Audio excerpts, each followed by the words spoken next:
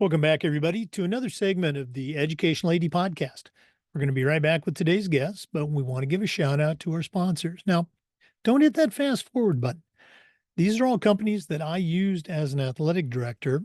I recommend them highly, and I encourage you to check them out. So take 3 minutes, listen to these shout outs, then listen to our interview, and then go and visit these sponsors if you're not already using them. I'm telling you, you're going to be glad you did. Here we go. We want to say thanks to Gipper for their support of the podcast. Go to Gipper.com. They're going to show you how you can set up world-class marketing content on your school's social media channel in seconds. You know, your kids are on social media, so are a lot of their parents. And if they're not seeing content that celebrates their accomplishments and promotes your program, you're missing out on a great opportunity. Go to Gipper.com to get started. That's Gipper.com. We also want to say thanks to Snap Raise. Have you ever spent weeks and weeks with a fundraiser and been disappointed in the results?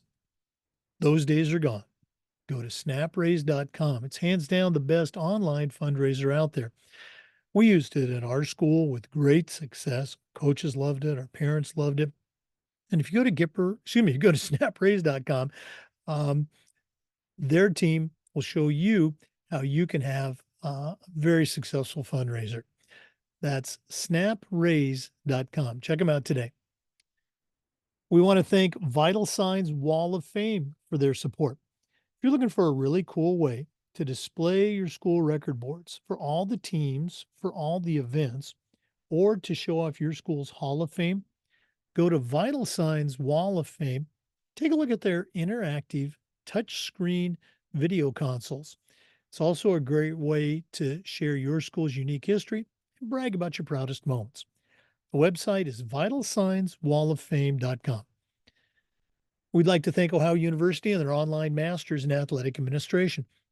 Now, I didn't get my master's from Ohio University, but my assistant athletic director did, along with thousands of others. And it was a great experience. It's very affordable, just 20 months, totally online. And while you're completing your master's degree, you're also earning 11 NIAAA leadership training courses at no extra charge. Go to ohio.edu/info/MAA, the Ohio University Online Masters in Athletic Administration. We'd like to thank Hometown Ticketing. Hometown's the leading digital ticketing provider to schools and colleges. I don't think I need to say anything more. Go to hometownticketing.com. It's digital ticketing that offers more. We'd like to thank Sideline Interactive, indoor score tables and video boards. Go to sidelineinteractive.com. You can schedule a live web demo to see their score tables and their score boards in action. Probably one of the best purchases that I ever made was our Sideline Interactive indoor score table. Go to sidelineinteractive.com for more information. We want to say thank you to Home Campus. Home Campus is a platform that you're going to use every single day. Things like scheduling, results, rosters, communication. Their athletic eligibility and clearance platform alone is worth the cost. To get started, just go to homecampus.com. That's it, homecampus.com. We want to say thank you to Huddle.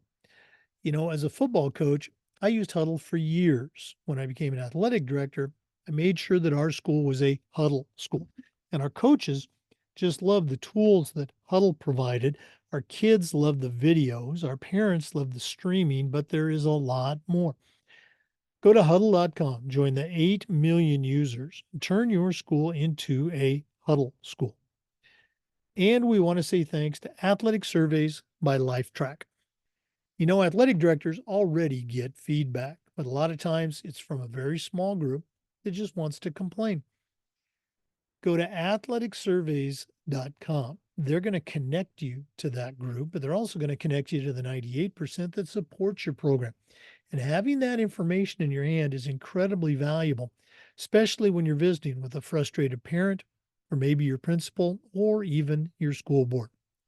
Go to athleticsurveys.com. They'll create a custom survey that lets you take the pulse of everybody in your program. That's athleticsurveys.com. Welcome back, everybody, to another segment of the Educational AD Podcast. We're going back to one of my favorite states, the great state of Oregon, where it all started for me. And we're going to be visiting with Randi Viggiano. Randi has an incredible background in athletics. She's going to share that with us. But Randi's the assistant principal and the director of athletics at Ridgeview High School, and that's in Redmond, Oregon, Central Oregon. Randi and I connected this past spring when I was out at their state conference for the Oregon Athletic Director State Conference. I thought she'd be a great guest for the podcast, and here she is. So, Randi, welcome to the Educational AD Podcast. Thank you. Excited to be here. Well, for our listeners, we're recording this on October 1st, so it's right in the middle of fall sports, although I can feel those winter coaches just waiting for that first day of practice. Randi, we always like to let our listeners have a chance to get to know our guests. So give us that quick bio, where you were born, where you grew up, maybe take us up through your own college days, and then we'll take a break. But what's your origin story? Perfect. So I am from Kaiser, Oregon, which is a suburb of Salem. And I grew up there and went to high school at McNary High School. My entire family on my mom and my dad's side have all graduated from McNary. The last was in 2018. So we are Celtics through and through. And then after I played sports at McNary, but after high school, I really wanted to go to a big school. I wanted the big school atmosphere, the big school sports. And for me, that wasn't the level that I was going to play volleyball at. And so I made the choice not to play volleyball, which was my main sport in high school. And I went to Oregon State, go Beavs, and got a bachelor's degree in public health, and then went on to get my master's in counseling from OSU as well. And now am completing my master's of education from George Fox University. Yeah. I want to go all the way back to, that growing up in the Salem area in Kaiser. Now, obviously, I am much, and I emphasize much, older than you. So when I was in high school, club sports weren't a thing. And you mentioned that volleyball was your thing in high school. Did, and I know club volleyball is a big part of your life too. Were you a multi-sport athlete in high school, or, were you a year-round volleyball player? So I am, as an athletic director, I promote multi-sport athletes, and I think that it is so beneficial to their health, well-being, and athletic development. But I myself was a volleyball player and played club year-round. And my other extracurriculars kept me really busy. So I was also in student government. And I was on I was like our school liaison to our school board. So worked a lot with our school district as kind of the high school student liaison for my school. So I had a lot of other extracurriculars, but then volleyball was my main sport and played it year round. And that's really when club was really starting to take off in Oregon. So yeah, But some great memories. looking back at your high school days, again, I love how you said it, that you, as an AD, you promote the multi-sport experience. We're always going to have those kids that, whether it's volleyball or soccer, baseball, I think those are probably the big ones that are year round. But looking back at your experience as a high school athlete and a club athlete, um, I'm projecting here, so you can correct me if I'm wrong, but can you give an example or examples of how the two experiences helped each other, how the club helped your high school experience and vice versa? Yeah, club is a lot longer season, right? And so I think for like growth and development, you really spend more time with your club teammates and your club coach sometimes than your high school program. And so again, I would just say, continue development, getting to play with different people that you don't go to high school with necessarily, and learn from different coaches, which I also think is huge and very beneficial, whether it's a multi-sport athlete or whether it's kids who are participating outside of their high school. hearing different perspectives, learning how to work with different people, whether that be teammates or coaches, I think is really beneficial. I would also say that, those character building skills that, we really encourage sports. We talk about winning is our goal. It's not our purpose. I also think I gained a lot of those things from club. Learning to work and communicate with people that weren't my daily friends. So really coming together with strangers and learning how to trust and build trust and team camaraderie, communicate effectively and efficiently on a court. There's some long club tournament days, so that grit and determination and tenacity to kind of go out and really earn a spot. Sometimes in high school you get in a routine and you're like, oh, well, I was the libero this last year, so I'm going to be the libero this year.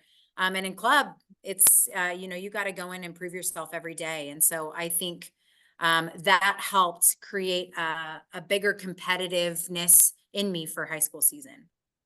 The great lessons that you brought up. And again, the compatibility of club and high school, a lot of those same things exist. And I mean this in a very good way for the club thing, that coaches and ADs will say, well, you should play a different sport so you can experience different teammates, different coaches, different challenges. Those things you got within your favorite sport. Very cool. Okay. Can you think of a moment back in high school, your high school and your club days? Can you think of a moment that at the time that it happened really didn't seem like much, but now looking back as a coach, as an AD, as a leader, you can point to that moment and say, hey, that was significant for me. Anything Mhm. stick out? I know I'm putting you on the spot here. No, I wouldn't necessarily say a moment, but a person. And that would be my high school coach. So I'm very fortunate. I have two dads. I have my dad, my biological dad, and I also have an amazing stepdad who's been in my life for 30 plus years. But my high school volleyball coach would definitely be next in line, still to this day, just somebody that I admire. And so I guess if I were to go back to a moment, we had a game that we had won, but not by enough that my coach felt was respectable to the level of our team. We were a very competitive team.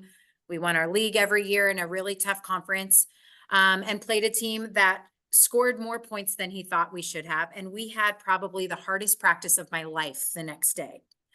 But through that, he showed us love. He showed us respect. He pushed us in a way that we knew the why behind it in this practice.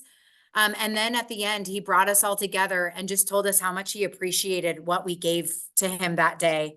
And continued to do that. I remember team room talks where he would just share of himself and his life lessons that he learned through sport. And I would say there's probably not one teammate of mine or anybody that coached that would not speak highly of him as a human and as a coach. And so I guess that's what I would say is it's a person more than a moment. Oh no, that's a great example. And it's great that you still have the ability to get in touch with them today. That's fantastic. Yeah. Right? Shout out to Dan Borson. So Okay. We're going to take our first break, but our guest today is Randi Viggiano. She is the assistant principal and director of athletics at Ridgeview High School, and that's in Redmond, Oregon. Stay with us. We're coming back. This is the Educational AD Podcast. We want to make sure we say thanks to our good friends at Gipper for their support of the podcast. Your students are on social media and they're not noticing content that celebrates their accomplishments and promotes your program. You're missing out on a great opportunity. Go to Gipper.com. Their team will have you creating world-class content in seconds, and it's so easy, even I can do it. Go to Gipper.com. You're going to be very glad you did. We also want to say thanks to our good friends at Snap Raise. Have you ever spent weeks and weeks with a fundraiser and then been disappointed in the results? Those days are gone. Go to snapraise.com. It's hands down the best online fundraiser out there. We used it at our school with tremendous success. Our coaches loved it. Our parents loved it because it works. Go to snapraise.com. You can check out their other great platforms, but if you're looking for a fundraiser, you just found it. Go to snapraise.com. Welcome back, everybody, to the Educational AD podcast.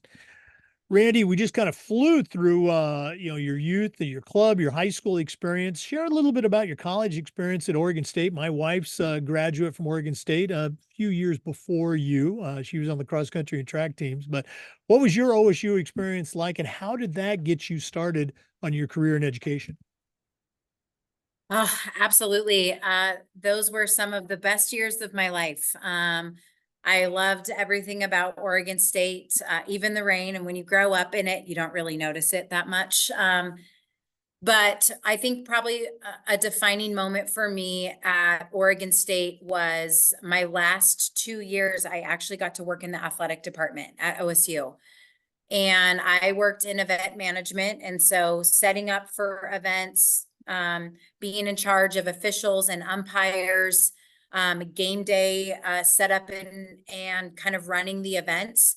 And that really shaped me into like where I am now and just working in athletics and working with a lot of like behind the scenes systems, which was really interesting to me.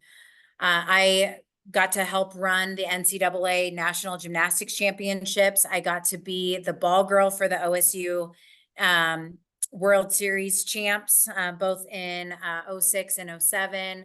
And so just some amazing experiences in working at OSU and in the athletic department that I think really helped shape me, that I wanted to be around that atmosphere, whether it was coaching, whether it's now as an athletic director.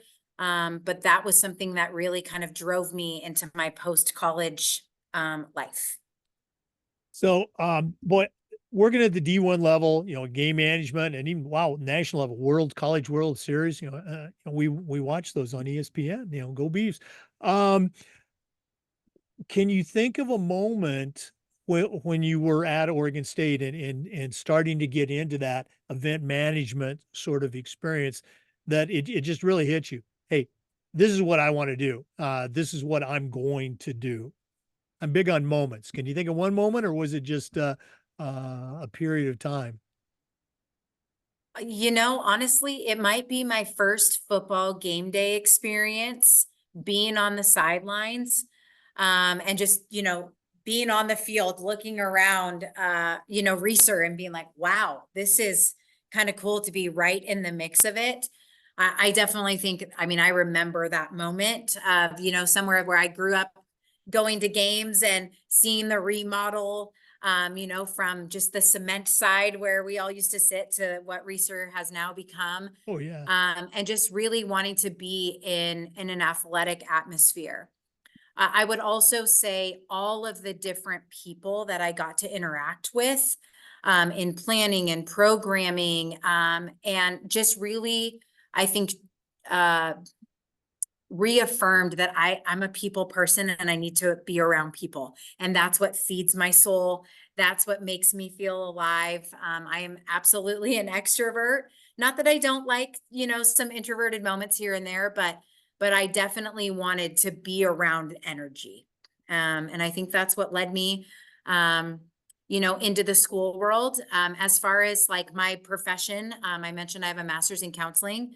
That goes back to middle school days, and really just a mentor of mine who was my school counselor. I think I probably always known that I wanted to go that route since I was 13 years old. And so it was really awesome to have that experience as a youth, and then connect it with the athletics and kind of work into becoming a high school counselor and volleyball coach. Let's go and talk about that path, because I'm not going to say it's unusual, but I'm going to say it's not as common to do the counseling route compared to teaching. So what was your first, let's say, real job in counseling, and how did that come about? Yeah, so my first school counseling job, I was an elementary school counselor. which I absolutely adore. You get 100 hugs a day, also probably 100 germs a day. But just such a wonderful experience, teaching guidance lessons, running small groups, playing at recess, and just such a wonderful first, public school experience for me.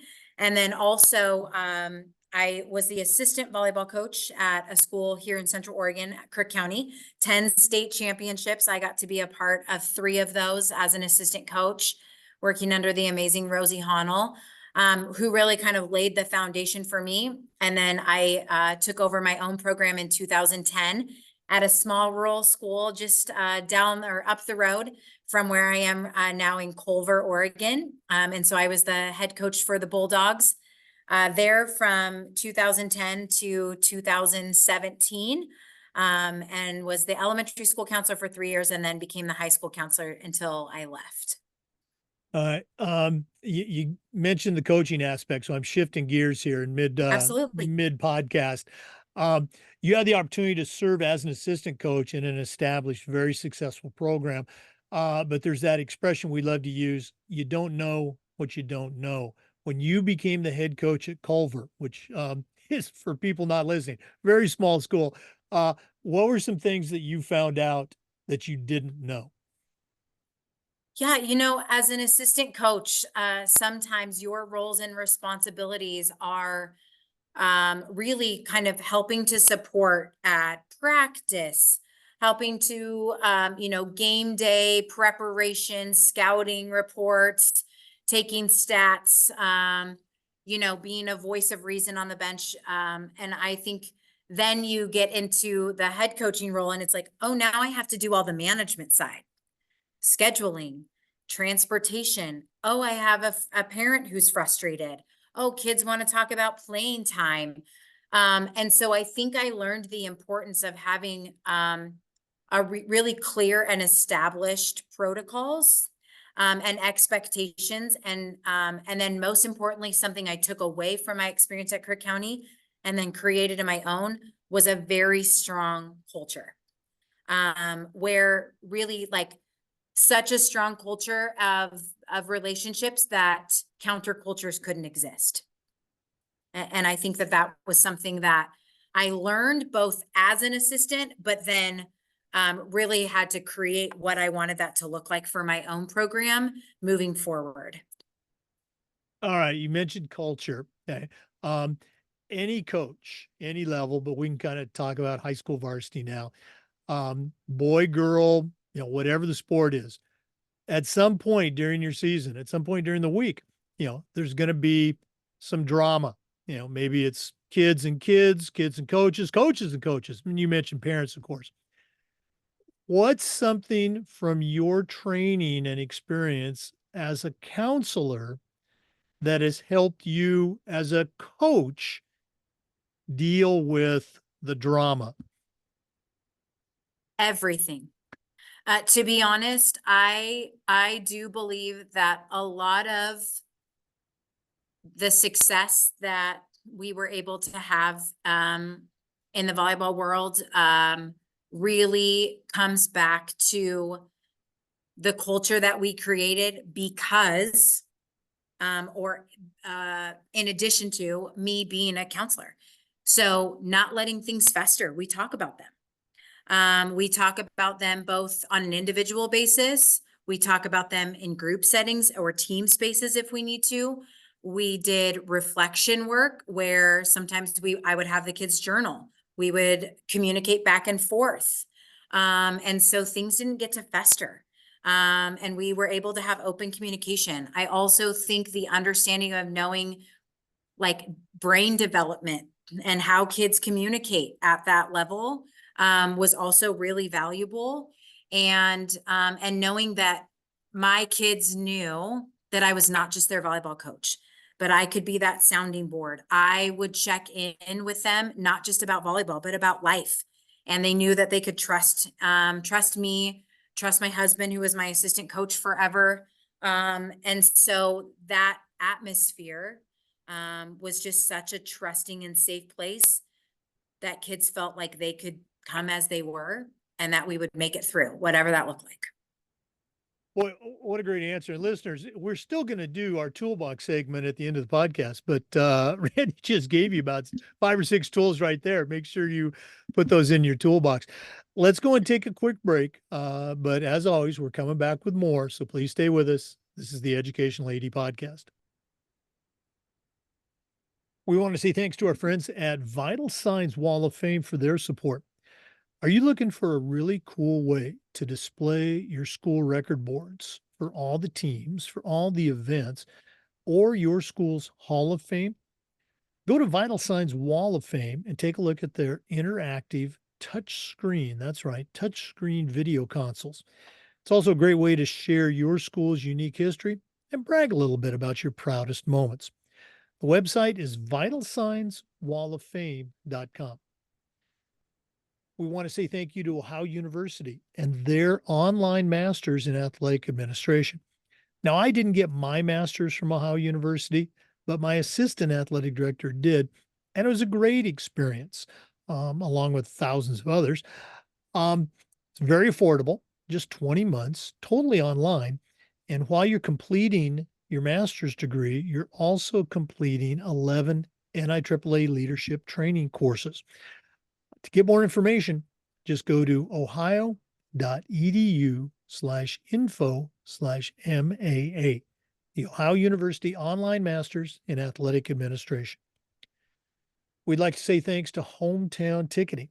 Hometown's the leading digital ticketing provider to schools and colleges. And whether it's more support, more security, or more customization for your school, a Hometown team is here to help you make the best online ticketing solution for your school. That's hometownticketing.com. Welcome back, everybody. We're visiting today with Randi Viggiano. She's the assistant principal and athletic director at Ridgeview High School in Redmond, Oregon. Randi, you shared your career journey, counselor, very successful volleyball coach. How did you become an athletic director? What made you decide to, as I like to say, come over to the other side of the desk? Well, so my former principal, Lee Loving, he opened Ridgeview High School and is the reason that I actually left Culver to come to Ridgeview as a counselor is I wanted to work for him. He is an amazing human being, now a superintendent. And really, I believe from the moment I walked into this school as a counselor, he was training me to make the switch. He saw it way before I did. I used to swear, I'm never going to get into administration. I love my job. And yet here I am, and I love it. And so really, I think just that encouragement and pushing me into using my leadership skills in a larger capacity. And so I applied, went through a 4.5-hour interview in my own school with my own colleagues, which is, I think, more nerve-wracking than walking into a room with strangers, and then got offered the position. And so that switch happened. This is my 3rd year, and just still love being a Raven. A couple of things there, opening up a new school, which I've been the part of a couple of times. That's a great experience. You get to start those new traditions. You get to start things to become traditions. Let's go and talk about that. How has that been for you helping guide and shape as a counselor, as a coach, and now as an AD in building traditions at a new school? So I actually wasn't here when Ridgeview opened. But fun fact, Ridgeview opened in 2012 and they host the 1A, 2A state championship. And I won the first state championship in Ridgeview's gym with Culver in 2012. And so this is my favorite gym for multiple reasons. Got to win a state title here at Ridgeview, both on the gym and then with my team here. And so it's a very special place for me. But I will say that, so getting to be a part of the early years of those traditions at Ridgeview has been really great. We had a field dedicated to a former student athlete that we lost a few years ago, whose mom works here in our building. And so creating some traditions around his memory with our football team. Instead of retiring his jersey, it's actually an award that is earned by a football player every year, and they get to wear the number 18. We do a big honor honoring celebration, our first football game of the year. We have something called the Raven Stomp that we do. Lee started it and passed it on to me when he left. And so we end every assembly. We do it at state events. It's a pretty cool thing. But one of my favorite traditions are our state send-offs. We have a huge stairwell in our commons area, and our state teams stand at the top. Our band lines the stairs, and our entire school is at the base in our commons. And our band, I make a big announcement, and our band plays the fight song, and our kids run down the stairs, and then we sing our fight song all together at the end and send them off. So just some really cool traditions that were started before I got here, but I love to continue on. Boy, I love them. I'm intrigued. I want to see some video of that Raven Yeah. stomp. We're going to do that. We're going to do this at the end of the podcast. But if one of our listeners wanted to reach out and pick your brain a little bit, find out how you do things at Ridgeview, what's the best way they can get a hold of Randi Viggiano? Probably my email, because I check it all the time, 7 days a week, probably too much. But so my email is my first dot last name. So Randi.Viggiano. And that's with 2 G's, and at redmondschool.org. Okay. And again, we'll put that in the show notes. Let's go back to something you mentioned about the interview. You had been at the school, you'd coached there, and now you're interviewing in front of your peers for the AD job. What were some things that you, and again, they know you obviously, but what were some things that you were trying to share with them? What pieces of your, let's say, leadership personality were you trying to sell during that interview? Probably my sense of community and relationship building. So my first task of my interview was I had about an hour to complete a 100-day plan. So all the things I wanted to do in the first 100 days. And so focusing on, building relationships, asking questions, operations and facility management, learning all the things I didn't know outside of the gym and my own sport. And, really starting to create some systems and partnerships. I also think just really focusing on my love for working with people and building relationships with people and kids was a focus. So I presented that 100-day plan to one panel, and they asked me questions. And then I went down to a regular panel where I got asked more typical interview questions that were more really along the vice principal side of things, and instruction and curriculum. And then I had a student panel, which that's my favorite part always, is getting to be with kids, and having them ask, because I think it's always really great. Kids share with you what's important to them. And so it's really fun to be able to share back that you value what they find important, and find those commonalities. So I think really just my love of people and wanting to do what's best for kids, and knowing that that's what the Ridgeview staff really believes in. We are relationship builders here, and we love kids, and we want our school to be the best. Well, obviously things worked out because you are the AD. Have you had a chance, or I don't want to say chance, have you had to work with, let's say, a coach? Let's say that's a veteran coach. They've been there for 25 years and they know it all. They've seen it all. And now here's the new hotshot AD. Have you had that opportunity yet? And how'd you work with that person? Yes. So my dear friend, Sandy Fisher, she is a collegiate Hall of Fame coach, at Oklahoma State, and she's been here forever. Obviously, she has a wealth of knowledge, but also is a very strong-willed woman, similar to myself. And I think what's so great about that is that we share that. We are both highly competitive women. We both have high expectations, but love our kids tremendously. And while coaching, we wanted our kid, like I wanted my volleyball players to play for her, and she wanted her kids to play for me, because we knew that we had similar expectations of our athletes. And so I can have those tougher conversations, and I think she can come tell me how she wants it and I can hear her and then also say, but that may not be how it's going to be. But we have this mutual respect for each other. So I think that was an advantage of already having that established relationship. But yeah, I mean, I've had to have, maybe not with veteran coaches. I mean, our school's only been open for 10 years. So people that have been here before I was the AD, and that's where I think that counseling background really comes into play of listening first, while also being able to create some boundaries and make decisions. So, and admitting when I'm wrong or admitting that maybe my way isn't the right way. I think that's also equally important. I always tell my coaches, I always love feedback. If I can get better, if we can get better, I want to know. I can't change anything I don't know.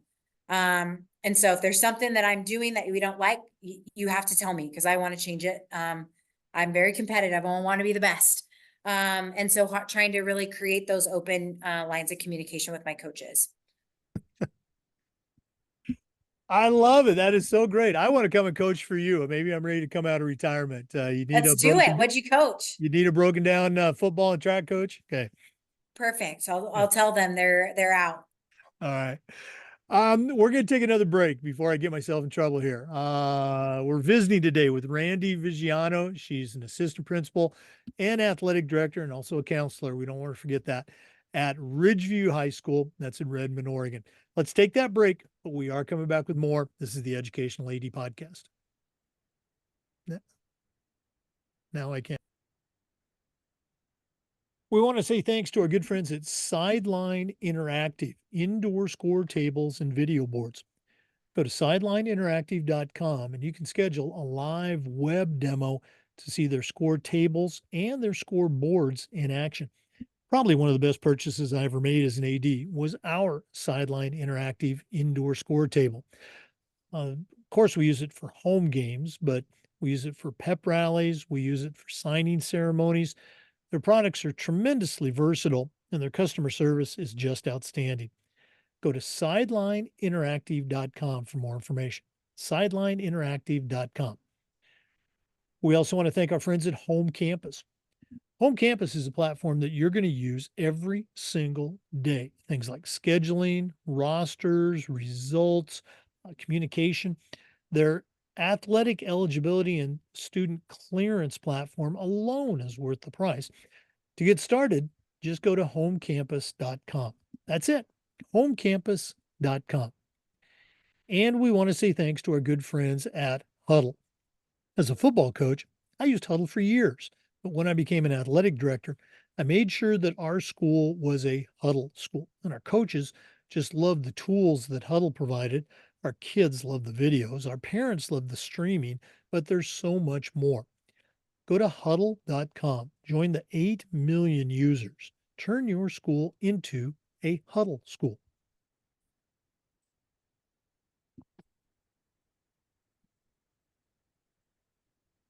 Randy, you mentioned that you guys used Huddle at Ridgeview? We do. So we are a full Huddle school. That was probably one of the first things I did as an AD, just to kind of also take that cost out of some of our programs that paid for it through fundraising funds.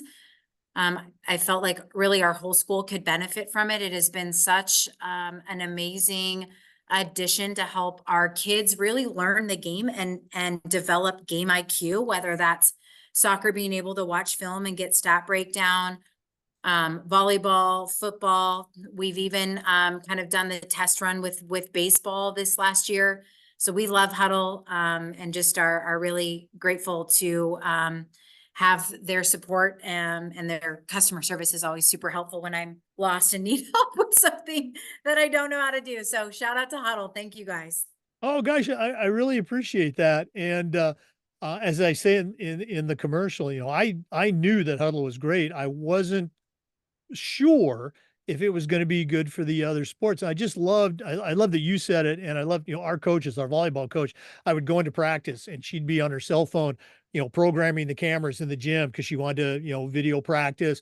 Our basketball, soccer coaches, all of our coaches just loved it. So I'm so glad that you're having a great experience with Huddle. Thanks so much for saying that.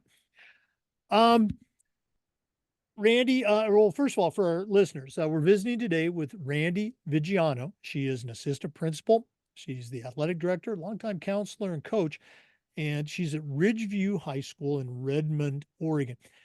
Randi, one of the things we try to do at the podcast is this idea of sharing best practices. So I'm going to put you on the spot again.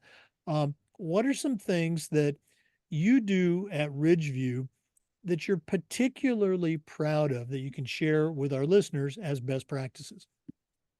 Absolutely. So, one of the main things that I think we, as both myself and in partnership with my coaching staff, is we want our annual or our monthly coaches meetings to be beneficial, to be learning opportunities and a chance where we all can collaborate with one another. Not a lot of sit and get. If things can be in an email, put them in an email, and really utilize those times to get better. And so we were very fortunate this past year to be a part of a pilot program between the 3D Institute and OSAA, which is our governing athletic and activity organization here in Oregon, called Beyond the Scoreboard. And so we were one of 5 schools, and what that included was all of my coaches got the opportunity to take a 3DI course, so on 3-dimensional coaching. So dimension 1 is really the physical skill, tactical side of the game. The second dimension is really that the mental aspect, mindfulness. And then the third dimension is really that heart and that soul, kind of where all those moral characteristics lie, and how important it is to really coach our athletes in all 3 dimensions. And so through that process, we also got to have 2 of my mentors, Pete Lukic and Tom Bent, who are kind of leading this initiative, come and do leadership summits with my head coaches. And so that was something that was really powerful. And then what it did is it gave us common ground and common language at our coaches meetings. And so we really dove into culture last year. And we read excerpts from the book Culture Rules. This year, we're reading the book What Drives Winning Environments, and really just talking about how we continue to teach character and family and grit intentionally within our programs. Well, I love that you're able to get that going with your entire coaching staff. There's a number of programs that I've come across over the years, a couple of state programs that have really embraced the 3D coaching. And I felt so grateful to be invited to your meeting at the state conference where you talked about some of that stuff. Very cool. Um, what are some other things that you can share with our listeners that they can, again, we're going to do the toolbox, don't get excited. But what are some best practices that you have seen or that you embrace as a leader at your school? I will always go back to the relationship piece. Being an APAD is, it's challenging. I'm not going to sugarcoat it. And with that comes a lot of different responsibilities that take me away, but making sure that when somebody needs me, that I try to find the time to make sure to be available, whether it's in that moment or that I guarantee to follow up. I know I don't want my coaches to feel like they can never access me during the day because I'm being a vice principal.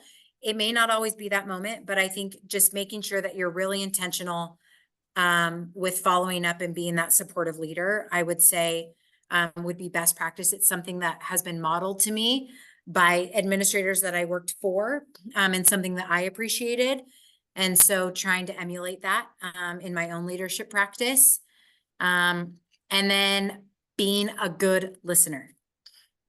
Really, I can't tell you how many times, you can de-escalate, whether it's parents, de-escalate, teachers, staff, coaches, just by listening. Sometimes they just need a vent.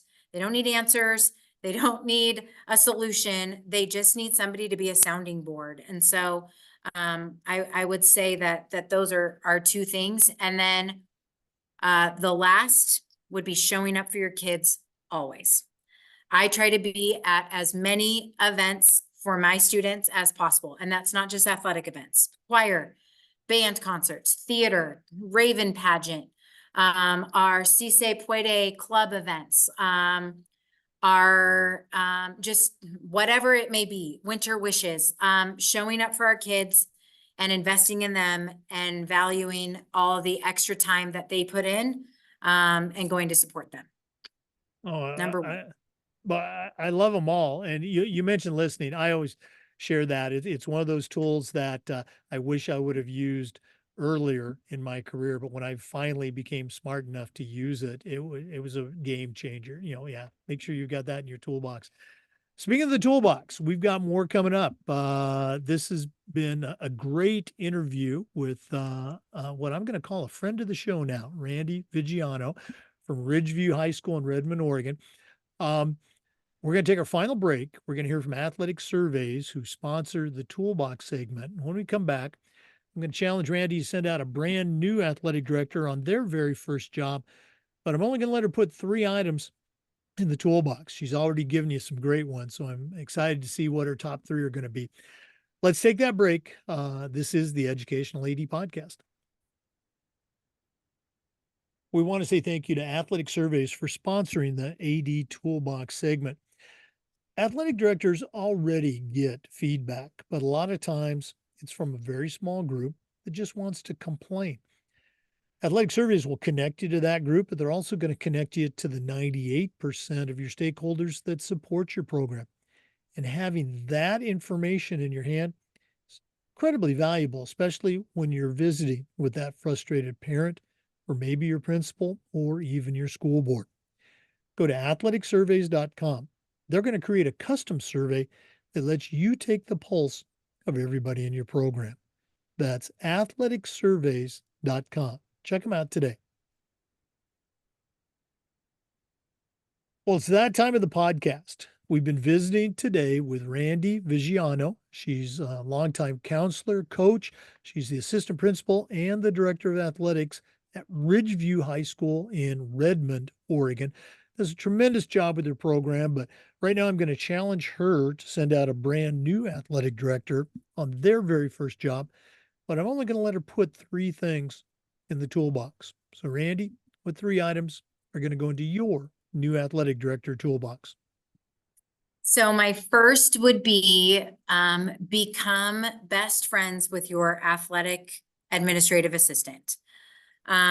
Developing that relationship and figuring out the best way that we communicate, and to make sure that we are on the same page has been probably the most valuable part of my job.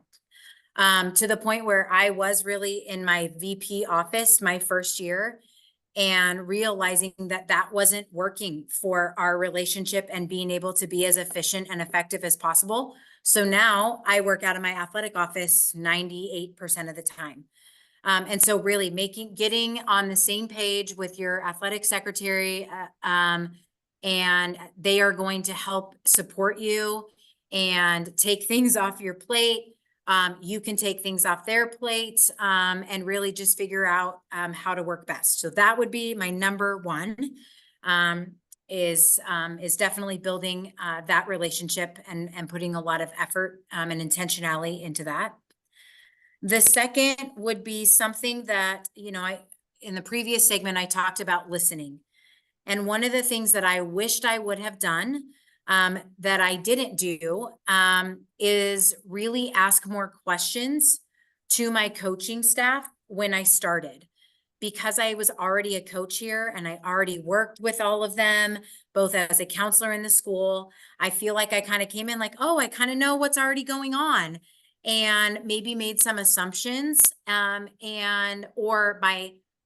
went off on my own experience with previous of what may need to change or be tweaked.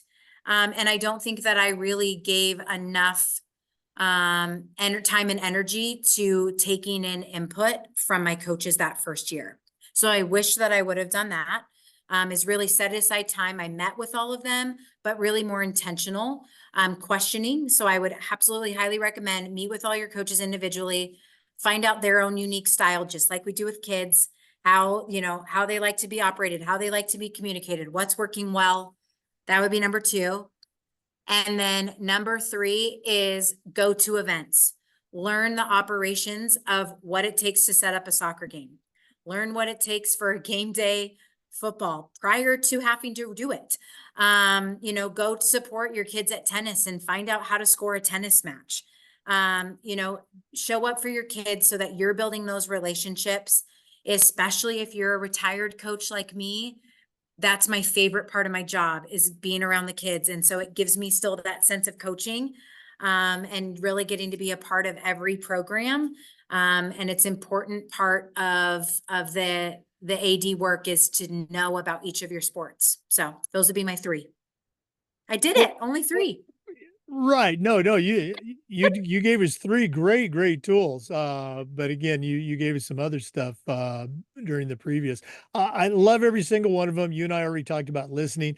I love your last one about, going to the events, find out how they work. I still remember, going to 2 different schools that had swim programs. And again, my high school didn't have swimming. As a coach and AD, we didn't have swimming.